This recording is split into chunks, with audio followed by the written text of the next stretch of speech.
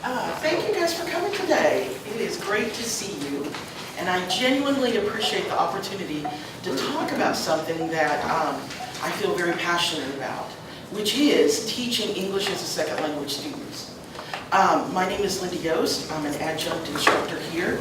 I teach English classes, and I also am one of the writing tutors in Seoul. I'm Dr. Lodry, Anika Lodry. Sorry, Mr. was calling Dr. Lodry, but you call me Anika. I manage the math lab here in the Seoul Institute. Okay, so if you want to follow along on your outlines, okay, one of the keys to understanding how to work in the most effective way with English as a second language students is to understand some of the cultural and linguistic differences between these students and your students from Alabama. So let's take a look. In the first part, we're going to look at cultural differences. Informal versus formal interactions, active participation versus silent receiving, developing new ideas versus relying on authorities. That's what we'll cover first. And then in this part, we'll look at the linguistic differences that make these students unique and which you will definitely notice in their communication with you, whether it's spoken or written. We'll look at differences in alphabets, spelling and pronunciation, and grammatical structures. Okay, first, cultural differences. Informal versus formal interactions with instructors and with tutors. Now, your native English speaker, NES, native English speaker, these students, you'll notice, they can talk to instructors and to tutors in informal and familiar ways. They may even treat tutors as peers when they come in and work with us in SOAR. The reason is this: Americans tend to consider people equal regardless of their status. And I'm sure that what springs to mind are many things in our culture which reinforce that idea that people are equal. Now, for ESL students, whether they are immigrants or whether they are international students here on visas, depending on the home country and the family background, they tend to relate to instructors more formally. They may interact with tutors more formally. Some examples of this would be Japan, China, France, South Korea. Now, the reason for this is some ESL students come from cultures that value and reinforce hierarchy. And in many of those cultures, instructors have a very high status in the classroom. I think you would find that would be true with especially Japan and China. That to them, you have status. So they would tend to relate to you more formally. Okay, another cultural difference. Active participation versus silent receiving in a class and a tutorial. Your native English-speaking students are encouraged to participate in classes by asking questions, stating opinions, sharing ideas. If you have ever, had experience teaching public schools, or maybe you've gone to observe public school teaching, you will notice that active participation is encouraged. And probably for many of you, if you've ever gone into your classroom and this class is silent, I don't know, how many of you have ever been spooked by that? Oh, yeah, I have. Because to us, a classroom full of native English speakers that are silent could be an indication of a problem. So sometimes it can spook you a little bit. Some ESL students have been encouraged to be silent and absorb information in their school systems in their home countries. Examples: China, Italy, and Japan. So whereas our students are encouraged to participate, students in other countries are taught to participate properly in class by being silent and absorbing what the teacher says. So if you have non-native English speakers in your class that tend to be silent, it could be because that's a feature of their culture. This is how you be a good student in the classroom. Okay, developing new ideas versus relying on authorities and essays. Your native English-speaking students are expected to develop their own ideas, expressed in a thesis statement, and use authorities to support their ideas. That's been, that's the goal from the time they are taught to write essays in high school up until, they go through English 101 and 102. And if you're teaching history or sociology and you assign a research paper, that's what you're expecting too. We want to see them take information and do something with it. Now, in some cultures, not all, but in some ESL students are taught to value the established truth and knowledge instead of an individual opinion. Some examples might be China and Vietnam. So, if you're wanting your ESL students to do a research paper and create that thesis where they have taken information and synthesized it, you may need to put a little time in on how you create that thesis statement and what idea might be put into it. By the way, if any of you have questions, go ahead and raise your hand. Or if you have a comment, go ahead and raise your hand. Chime right in. Because you're all real quiet, it might be spooking me a little bit. Okay, now, linguistic differences. That's our next part.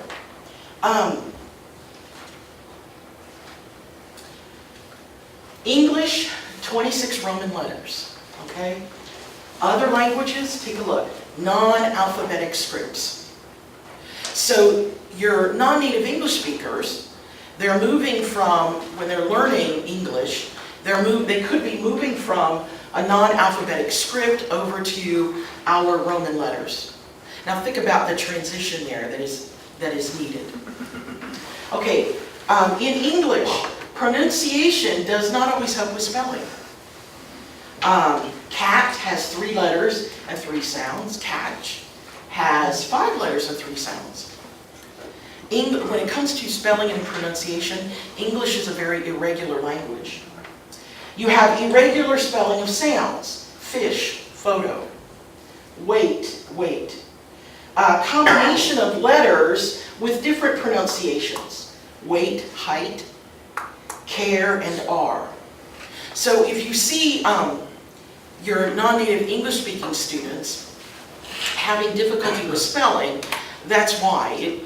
Our spelling is, the pronunciation does not always help you with spelling in English. Okay, other languages. Use of diacritics showing differences in pronunciation, meaning, and stress. And that would be these that are added to the top. That kind of looks like the Nike swoosh. Every time, I don't know, each one of these has a name. I don't know what they are, but this one, I like to think of it as the Nike swoosh. But, so you have the use of those diacritics, which we really don't have in English. And in other languages, spelling and pronunciation are regular. For example, Finnish, Spanish, Italian.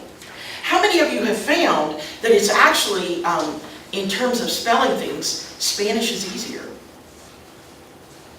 Maybe you have children that are taking Spanish in high school. I mean, her son is taking Spanish. What did your son say? He has an A in Spanish plus C in English. He says Spanish is simple. It's one word, meaning one thing. He said English, bear and bear, 2 different words, 2 different meanings. And he gets some mixed up. He said Spanish, it is what it is. So that's why he said he has an A in Spanish plus C in English. And it makes sense to me. Okay. Any questions about these? Okay. Now, other linguistic differences. There can be differences in grammatical structure. English structure, a basic English sentence is a subject, verb, and an object. He bought pizza. Adjective, noun. We put the adjectives in front of the nouns when we choose to put them side by side. Tired man. And then verb tenses. We have past, present, future, and a variety of forms. Those of you that are into grammar, think about modal verbs. Modal verbs are difficult not only for our Alabama students to learn, the modal verbs are also difficult for non-native English speakers. Okay, other languages. They could have a structure, example Korean, where you have subject-object verb, like Eric apple eats. You can have a combination, in some languages, they put the adjective after the noun, like in Arabic. Instead of lazy student, it would be student lazy. And then verb tenses. With some languages, they don't have all the forms of verb tenses that we do. And sometimes what happens is a time adverb is added to the sentence to indicate the time. So for example, yesterday I go see a movie already. Now that's a literal translation of this, but you can see that yesterday and already have been added to that sentence because this is not a past tense verb. So you can have those things which you can see, you can sometimes see in their writing. Okay, now part 2, rhetorical differences. Just as in English, we want our students, let's say you're assigning a research paper. You want an introduction with a thesis at the end. You want it to mostly go in a linear fashion until the student writes a conclusion. In 101 and 102, we teach them that the sentence a paragraph usually begins with a topic sentence. That topic sentence controls the content of the paragraph. Okay, well, other languages have their own rhetorical systems. Okay, let's look at audience adaptation. One of the things that we try to do is remind students that when you write a paper or a letter or a paragraph, you have an audience and you have to accommodate that audience. Okay, so in our culture, we have a writer-responsible rhetoric, which means the writer is responsible for including what is needed in the paper so that readers can understand it. You know, the target audience. And when your students write a research paper in class, you assume, you are the natural audience for that paper, and you expect them to accommodate your requirements in that paper. That's because the United States is a low context culture. We have such a big country and so many different groups of people here that you cannot assume that the people reading your writing share the same experiences and traditions and background that you do. Right? You can't make that assumption. So if you're going to write to somebody, it's your responsibility to make what you're saying clear. You can't assume the other person is going to have the background necessary to understand what you're saying unless you give enough detail and explanation. That's a low context culture. Not everybody shares the same context. So writers and readers have few shared experiences and social norms. Writers provide assistance through background details, detailed explanations, a clear, direct organization, that's a part of it, and transitional phrases, right? That clear, direct organization and transitions between paragraphs help readers follow the writer through the paper. Readers rely on the text to provide all information necessary for understanding.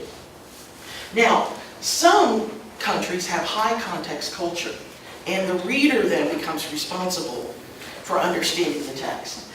For example, a high context culture, think about Japan. Japan does not have a lot of immigration. Most of the people there share the same cultural background, the same social norms. So in Japan then, there's responsibility on the reader's part to use that shared background to understand the text. That's a high context culture. Everybody shares it. So writers and readers share similar experiences and social norms. Readers are responsible for understanding a text and may not receive background details or explanations, because the assumption is that since the writer and reader share so much, the reader can apply that background to the text. Readers rely on information outside the text to understand it. That's the shared cultural information. How we doing? Any questions? Okay. All right. Differences in rhetorical structure. Okay, here's the first thing to understand. First languages can interfere with writing in the second language. And in the ESL literature, that is called negative interference. If you have a student, let's say whose first language is Arabic, you see their writing and you notice they're putting the adjectives after the noun. That's the first language interfering with the second. You will see that in the student's writing. Okay, and if you were trying to write in Spanish and Spanish was not your first language, your English would interfere with your writing in Spanish until you gained enough fluency and enough knowledge and experience and competence to be able to write in Spanish without allowing your English to interfere. Okay, so in English, difference in structure. The main point is made early, right? We want the thesis in that introduction. Linear structure. Topic sentence controls a paragraph. Okay, let's say, for example, German. The main point can be at the end, a non-linear structure, no unified paragraph structure, and topic sentences are rare. Now that just is a rhetorical structure in German. Okay, Arabic. Long sentences with coordinated conjunctions, heavy use of repetition, non-linear structure, elaboration used to argue points. If you've ever had like a student whose first language is Arabic, and you notice that their sentences go on and on and on and on and on, well, that's the result of rhetorical organization and structure they learned when they were learning to write in Arabic. Okay. Now, here is the practical application of that. Now that you understand what the differences are, here's a practical application. And I've organized these around the 4 skills that students master, the 4 skill groups they have to master when they're learning a second language. They have to learn to listen in the new language. They have to learn to speak in the new language. They have to learn to read in the new language, and then they have to learn to write. So I've grouped these practical tactics, these practical strategies, into those 4 skill groups. And then we have strategies for math instruction. Okay, so the first one is listening. Oh, okay. How many of you have studied the learning preferences? I know that in the orientation classes, in Orientation 101, the students have to take a quiz, a questionnaire where they learn their learning preferences. Okay, these are the different learning preferences, and if you use a variety of structures like this, you will likely accommodate students with different learning preferences. You know, verbal and written, some students learn better by reading. Some students learn better speaking it out verbally, express knowledge by writing. Auditory and oral learn best by listening. And sometimes, you know, the preference can be to express knowledge by speaking. Now, these don't dominate students, but research has shown that students can have a preference for how they learn and then how they express their knowledge. Okay, visual graphic learns from visual representations of information. You probably noticed some students do learn best when you can visually represent the ideas to them. And they may prefer organizing papers with diagrams or charts. And then kinesthetic and tactile learns through use of the whole body and hands-on experience. And there is a whole area of pedagogy based on this for non-native English speakers learning English. And you may have seen it. in, say, a basic ESL class where the instructor will say, stand up, and the students will stand up. Or the instructor will say, raise your right hand, and the students all raise their right hands. That would be its application in the field of ESL. Any questions about this? Have you identified your own learning preferences? Okay. Okay, so listening strategies. Wait time. Give ESL students time to explain and reply to your questions because they're formulating a response in a language that's not their own. So you'll notice that if you ask them a question or you want some sort of response from them, you're going to need to give them a little bit more time than your native English speakers because there's a lot going on up here. Okay, rephrase responses. Let's say you're teaching a class and the students are, there's a dialogue going on between you and the students. And what you may need to do is rephrase comments from students because your non-native English speaker may not have picked it up. If you or your students tend to speak very quickly, your ESL student may not be able to hear the individual words. Because remember, their listening skills have to develop along with their other skills. Allow them rephrase comments from students. Also, rephrase comments from your ESL students. Allow them to tell you whether you have understood them. So if you hear a comment from your ESL students, or comments from other students, you can rephrase those for your ESL students, but you can also rephrase their comments to make sure that you have understood them. Some students will struggle with pronunciation, so one of the things that you can do is confirm their comprehension. Or confirm, instructors should confirm their own comprehension of students' comments. Okay, speaking strategies. Speak slowly when necessary and enunciate words. Don't make your ESL students struggle to understand your accent. Vocabulary check. One of the challenges for anybody learning a new language is to pick up enough of the vocabulary to be fluent in the communication. And picking up vocabulary is a matter of memorization. So be aware that your non-native English speaker may not understand all the vocabulary that the elevated diction and vocabulary that you could use in your classroom. If possible, avoid elevated diction, jargon, slang, idioms, and pop culture references. Think about pop cultural references that you could refer to. You know, maybe you're kind of into Star Wars, and so you make a pop cultural reference about Star Wars. Well, the ESL student may not be fluent with American pop culture. The world is a great consumer of our pop culture. Our music, music video, movies, TV shows. But you can't always guarantee that the ESL students seated in your class are going to be conversant in the latest American pop culture, the latest slang, idioms. You know, think about idioms. What does it mean to be up a creek?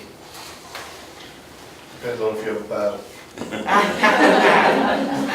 What does it mean to be out in the weeds? Kind of the same thing. They're related. Kick the bucket. I can remember explaining that one to a classroom full of ESL students. And they're like puzzled. Why would death mean kick the bucket? Bucket list. So just be aware that some of those idioms that your native English speakers are going to know, your ESL students may not.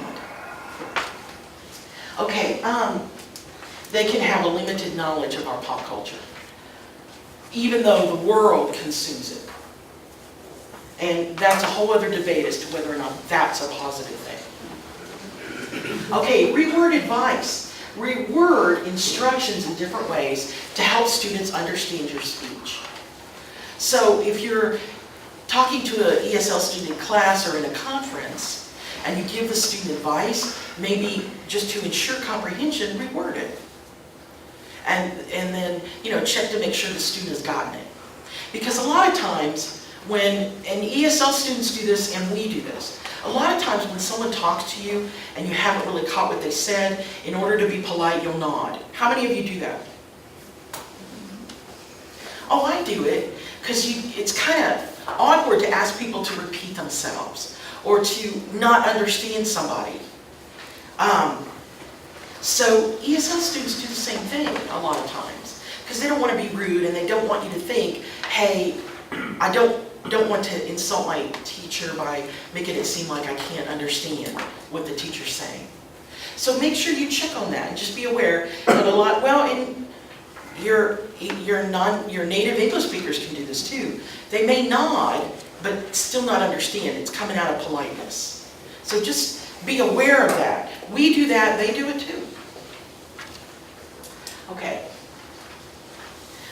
Reading strategies. Okay. Read aloud. Ask students to read their assignments and other materials aloud and ask questions to confirm their comprehension. You can do this with your ESL students, your non-native English speakers, and also I think it's a good idea to do it with the native English speakers too, just to make sure they've understood the assignment. I do this when I teach English 101, when I teach English classes. I like to just have them read the assignment out loud and then say, okay, does anybody have questions about it? So consider it. Okay, now, dictionary translator. When I did this presentation for the English instructors, one of the English instructors mentioned that she had given students a paper to write in class. And she saw the student bring out the cell phone and bring up Google Translate. And I think you'll find Google Translate is one of the most popular. And so the student would type in the sentence in the student's native language and get the English translation from Google Translate and then copy it word for word on the paper.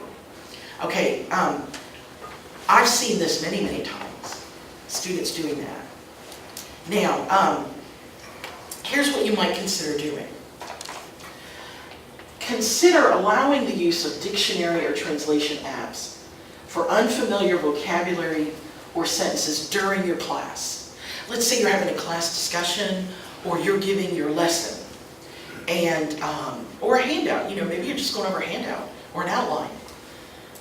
Consider allowing your non-native English speaker to use a translation app on their pad or their cell phone. Consider it. Now I know we probably all how many of you have had problems with getting students to put away their cell phones? I can't be the only one. You never had a problem with that? Always. Oh, okay, it's just assumed, that's why you didn't raise your hand. Okay, now that's a problem that we have with our classes. Cell phones are ubiquitous, everybody has one, and our students this is the wired generation. So it can be hard to get your Alabama students to put away that cell phone and give you their full attention. I understand that battle. I understand it because I see it when I teach English classes here, I see it. So I don't know how you would work this out or explain it to your native English speakers in the class. If you're going to allow your ESL student to use a translation app from a cell phone. I don't know how you would explain it, but just consider it. Because the ESL student may genuinely need to know the meanings of words and phrases that you're using in a handout or in a PowerPoint or in a lecture. Or even if you just have them out reading, looking at the textbook and doing something with your textbook. They may need that translation app for whatever's in that textbook. So just consider it, because you'll need a strategy for handling it. Because, you may have some students that say, well, if she or he's allowed to have the cell phone, why can't I? So you have to have some sort of explanation for them. But caution your ESL students about becoming too dependent on these apps or using them during tests. So just make sure that whatever choice you make, it's clear. It's clear to your ESL student. Okay, grammar interpreter. Reading strategies. Okay, you may need to explain and interpret unfamiliar grammatical structures when they come up. For example, if I were a rich man, I wouldn't have to work hard. I should have put woman in there. If I were a rich woman, I wouldn't have to work hard. That were and wouldn't combination and the idea of if this had happened or if this could happen, that can be difficult for an ESL student to understand the meaning of that. Bats she feared. Sometimes we put the object in front of the subject. And, oh, okay, here I make my pop culture reference. Size matters not. Right, I threw in a pop culture reference. Because I was pretty sure you guys, how many of you know who Yoda is? Most everybody? Okay, the rest of you can Google it. I give you permission to take out your cell phones and Google Yoda. Okay, so those are kind of structures. And they may see difficult grammatical structures in a textbook. And so if you notice that a structure is a problem, you can maybe paraphrase it for them or explain it. Cultural bridge. Explain pop culture references, symbols, signs, themes, objects when they come up in articles, literature, institutions, and on the street. You can be somebody who helps your ESL student navigate a bit, not only around Shelton, but outside. Once you develop a rapport with your ESL student, you may find, that person is very willing to come to you and say, I saw this sign on the street, what does it mean? Or, I saw this picture in a textbook. What does that picture represent?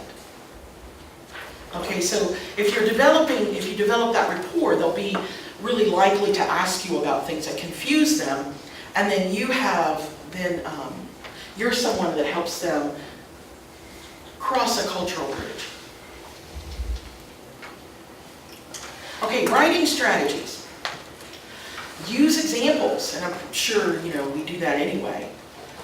Show students examples of thesis statements, sentences, paragraphs, and documents, such as letters. Because remember, your non-native English speaker, your ESL student, the format for letters may be different in their home country, in their home language. So we have to show them examples of how we do it in Alabama, right? This is how you write a formal letter. This is what a thesis statement looks like. Use paper or computer screen. You can write or type instructions and advice. Students may have difficulty remembering verbal directions in English. And this is something, I taught ESL for several years in various places, and this is something that's very noticeable, is that students have to develop their listening comprehension. And it can be hard sometimes for them to remember instructions or directions in English. Now, another thing that also can be a problem. How many of you have ended a class and the students are kind of getting up and putting things into their backpacks and getting ready to exit the classroom, and you give them a last-minute instructions, right? I mean, the room is noisy, people are in movement, and with your native English speakers, that's not a problem. They have fluent listening comprehension, so it's not a problem. But your ESL student may not catch what you say. You don't want to, if the students are maybe kind of exiting the room and you are maybe just saying one last thing as they're leaving the room and you're kind of talking to the backs of their heads. That ever happen? Right? They just want to get out of the classroom. So you got one last thing to say and you're saying it to the back of their heads. I'm sure I'm not the only one who's had that happen, okay? Don't talk to the back of the head of the ESL student. What you want to do is make sure there's some eye contact, because that person may not realize you're talking to them or may not catch what you're saying. Sometimes that face-to-face helps them really listen to what it is you're saying. So that kind of, as they go out of the room saying the final thing, that may put your ESL student at a disadvantage. Okay, be clear. Make written instructions and advice simple and specific. Don't give students complicated directions if you can avoid it. Now, for some of the upper level classes, there is an expectation that students will be able to understand more jargon, more complicated grammatical structures. But if you have an ESL student, just remember, jargon and complicated grammatical structures may be difficult for them, difficult for that student to really understand. Okay, writing strategies. Okay, that right there looks like some of the papers that I've marked, right? How many of you take up student papers, you have the red pen, and it's like, and when sometimes, if you're not careful when you're done, it looks like you performed an autopsy on the paper, right? Because it's kind of covered with red. Yeah, here's my advice. Here's my advice on that. Your ESL student is going to be an inexperienced editor and reviser in English. Now, it depends on how long the student's been in the country. If the student got to come here on an exchange program and go through high school, then that really prepares them for study here. But if your student has come on a visa or is a recent immigrant, that student is going to be just inexperienced revising and editing in English. So be selective. Focus on the most important problem areas in a paper to work on per conference, per paper. Do not try to fix every problem in the student's draft or in the student's paper. Because, and I see this with the native English speakers, our Alabama students. If you try to mark everything in the paper, they're not going to get it all. It's too much. So my advice when you're working with ESL students is you pick the problems that affect the comprehension. Right? What are the problems? You pick maybe 3 or 4 problems in the paper that affect your ability as a native speaker of English to understand it. And that's where you start. Don't try to mark everything. And explain to the student what you're doing. Say, we're going to work first on comprehension. Getting you to produce some things that produce sentences and paragraphs that I and other native English speakers can understand. And then we'll have more to work on. But let's tackle this first. So first, you deal with what makes this paper or this sentence or this paragraph hard for a native English speaker to understand. And that's what you deal with first. Don't try to deal with everything. You won't have success with that, and the student will just get frustrated. Does that make sense? It's always, you start with what makes this sentence or this paragraph impossible to comprehend or difficult to comprehend.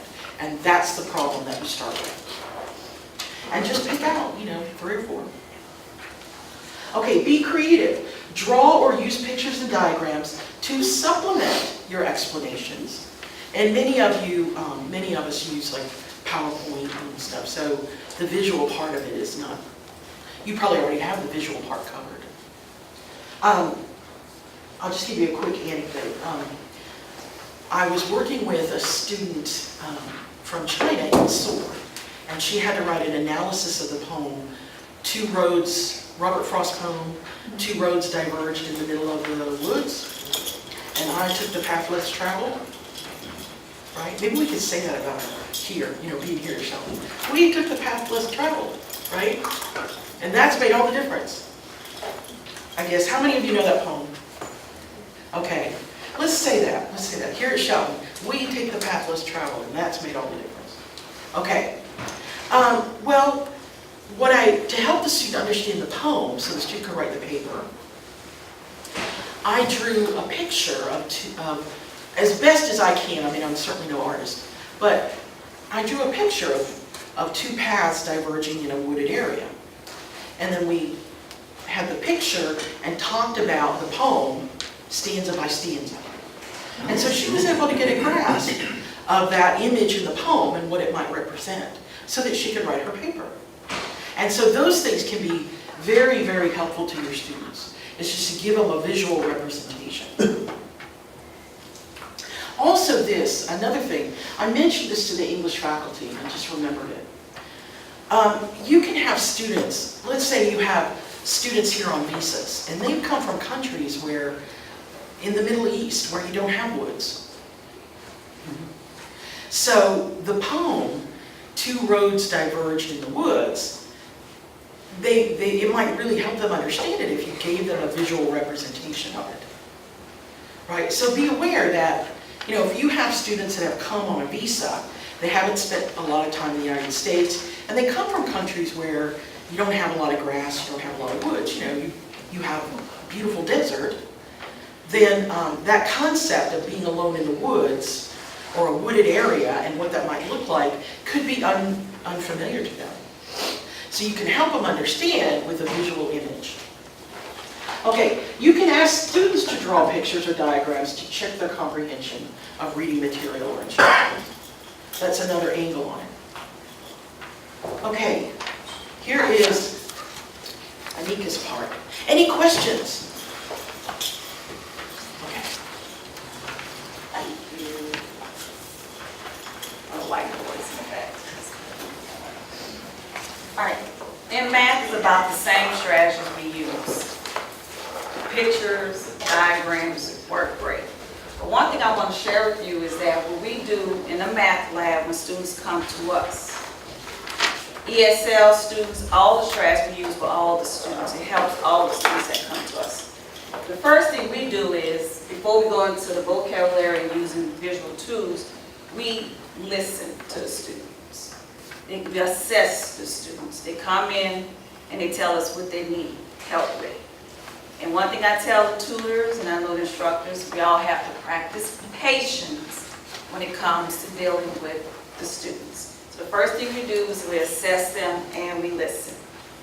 Then, by listening to them, they say, okay, I have a problem, for example, solving this equation. What they mean saying find x? What does that mean? So then we say, okay, I had one student from Brazil. She started off in our developmental class. I'm going to use her for example throughout the presentation. She said, what do you mean find x? X is right there. I mean, that was her exact words to me. I was like, oh, what it is right there. So I had to sit there and say, okay, this will mean find x, solve for x, okay? We want x on this side by itself. So I pulled up, like I said, if the whiteboard was up here, I'll show you what I did, but it's back there. 1x by itself. He wants to be lone. He doesn't want to be bothered with 2. He doesn't want to be bothered with y. He wants to be on the side by itself. That's what we mean find it. So once I said, oh, I get it. So sometimes we have to paraphrase the directions. Next, we have to use visual tools. There's a problem in 090 when they tell them that they need to install baseboards. And this is with all my students that come in. They always have an issue with that problem. I said, okay, let's get up. So we put on an acting show. What do we call these? They say, that's baseboards. I said, great. So how much baseboards do I need to fill the room 12 by 15? What do I need to do to find how much baseboards I need to fill this room? I'm on the outside, so what do I need to do? They say, oh, perimeter. Ding, ding, ding, ding, ding. So sometimes we getting up, acting out. So if you see us jumping up and down, that is we're trying to get a student to understand we're not going crazy. That's one thing we do. And I say, and then for the carpets, I want to put carpet down. How much carpet do I need? We're inside the room now. So what do I do? The area. Ding, ding, ding. We got it. So even with our English-speaking students, they still have the difficult, especially with word problems. So we use the same methods with them. Next, now, I'm from New Orleans. I speak fast. But I had to learn to slow down. So with our ESL students and with all our students who struggle, period, I had to really train myself to talk slow. So, and I tell the tutors the same thing, you have to make sure they understand what you're saying. So, when they give the explanation, it's time for us to do the speaking. We speak slowly and clear to make sure you understand what we're talking about. Then, we wait and hear their response. So we listen. And I tell the tutors we have to be active listeners. And they go through training on how to be an active listener every semester. And that's for all our students. Next, nonverbal responses. Now everybody understands thumbs up and thumbs down. So I tell the students, and I will say, do you understand what I'm saying? Because I know I have a New Orleans accent, you Spanish, we both got accents all over the place. But let me know when you don't understand. Be honest. Don't be afraid. That's one thing we have to do is gain their trust when they come to us. And y'all probably do the same thing in the classroom with all the students. So I said, you understand? Thumbs up with a smile, your thumbs down with a frown. And most of the time they were like, oh, I understand, but they don't have to use the thumbs up and the thumbs down. And we also use props to help them. So, okay, when it comes to understanding the materials, okay, tell me what you need help with. And they're like, well, I need help with this. Tell me what do you understand? I understand this. It's just like answering a question in a complete sentence. What you need to figure out. Well, I need to figure this out by doing this, doing that. We have them tell us what to do. But the one thing I do tell the students is, we're your tutor. And to really get the help that you need in the class, you need to go speak to your instructor and tell them what is blocking your way of understanding what's going on in the class. So when that student comes to you and says, well, Dr. Lowe told me I need to speak to you first, that is why. Because it's important for them, I said, first of all, to get to know your instructor. They'll give you the tools you need to be successful in the class. You need to make sure you understand those tools. I'm just support for outside of class. That's what we tell you. Now these are the references from Linda's talk. And any questions for us?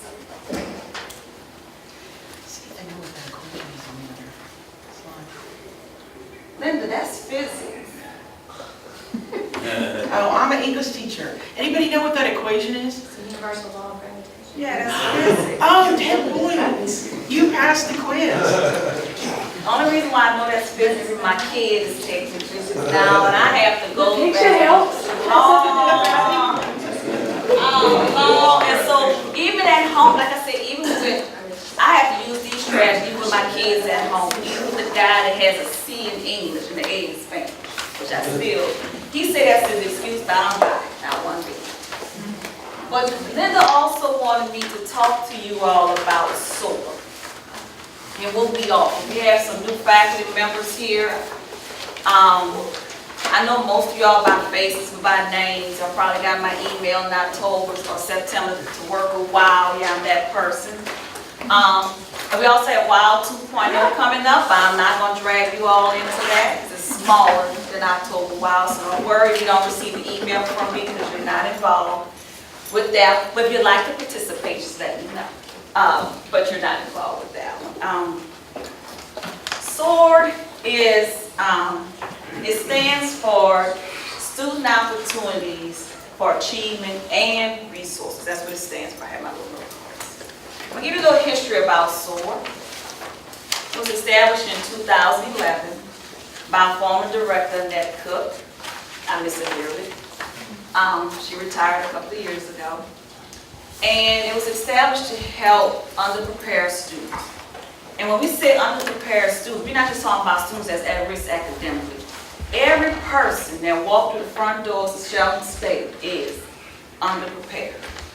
As soon as you walk in, you get students that say, okay, how do I fill out an application to become a student at Shelton State? They're underprepared. How do I fill out a financial aid application? Who do I go talk to about setting up my program of study? How do I create a schedule?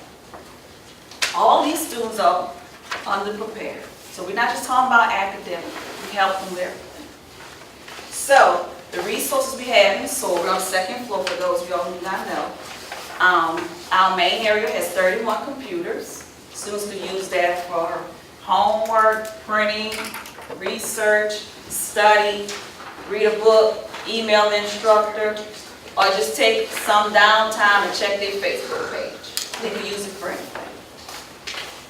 Also, we have 2 classrooms, mainly our math 098 classes are in there, and this semester we have a few English classes in there. I see some English instructors in there. So that's what they're mainly used for. Then we have the writing lab in the back. Our English instructors use that for their classes when they won't have the students to work on work on papers inside the class. Then in the very back, we have our writing tutors. Now let's start talking about our tutor component. In the back 2 pies, we have our writing tutors. They're there. Most of our writing tutors, they could do double subjects. They focus on writing for English, history, speeches. One of the instructors for speech said, if y'all help with speeches, we sure do. PowerPoints, they help with that. They also do CIS 146, as most of them are great with Microsoft Office, so we have them doing that as well. Also in the back, and I know Ms. Rose would be happy to hear this. Yeah. We got a biology tutor. I told you I found one. She starts Monday. So she'll be in the back as well by the writing tutors. And I'll send the biology instructor an email with her schedule and tell her where she's going to be located so your students will know exactly where to go. So she'll be back there as well. Now, in the math lab, we see all students who are taking a math class. Now, we also see nursing students who have trouble with conversions. So anything math related, we can see. Now, sometimes we might probably do the whole nursing programs, so some of theirs is a little different, but the simple ones we can do. We see students all the way up. We have a tutor that could tutor all the way up to differential equations this semester, and I'm happy to have her. The only math we don't tutor is math for elementary teachers, but they're to go see their instructor.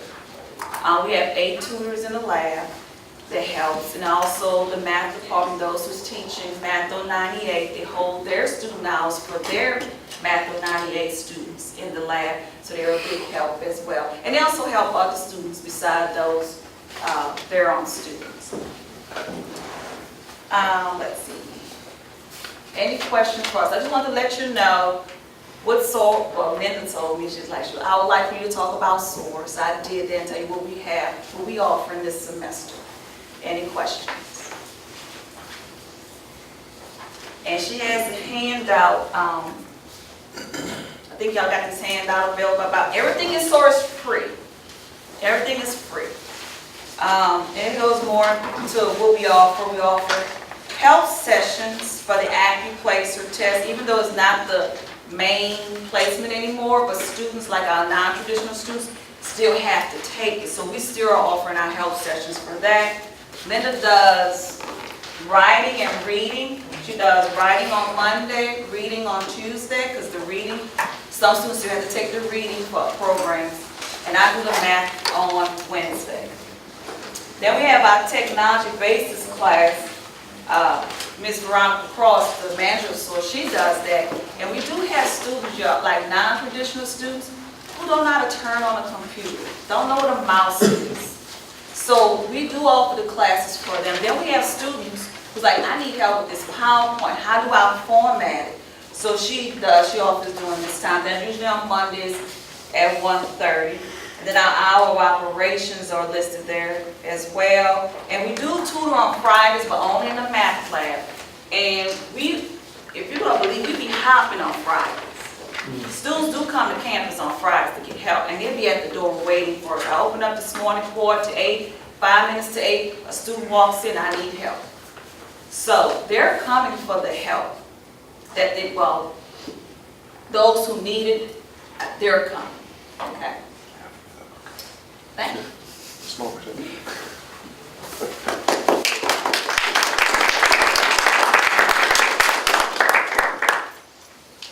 I want to thank both of you for coming this morning, taking time out of your day to do this presentation for us. Just a couple of things before I get all of you out of here. The division chairs, I know, and I think I sent out emails about this, but just to double check, make sure everybody's seen it. One, if you are not working this summer, you need to email your division chair and let them know that, or if you're working part-time this summer. We need to have that by March 15th. I have to do a list and send to Dean Jones for that. So it's just part of the documentation that we have to do for different things. But anyway, so if you're not working this summer or working less than full-time, if you're working full-time, nothing's needed, okay? But less than full-time or not at all, you need to let your division chair send them an email. They'll forward those on to me or just CC it to both of us, whichever one you want to do. Oh, anybody teaching first term classes, grades will be due March 6th at 10 a.m. That is very important. So if you've got a first term only class, grades will be due March 6th. I sent out an email about that too, but just as a heads up for those who are teaching that. Anything else? If not, y'all have a nice weekend. Hopefully the weather will be a little better, but I don't think it's going to be.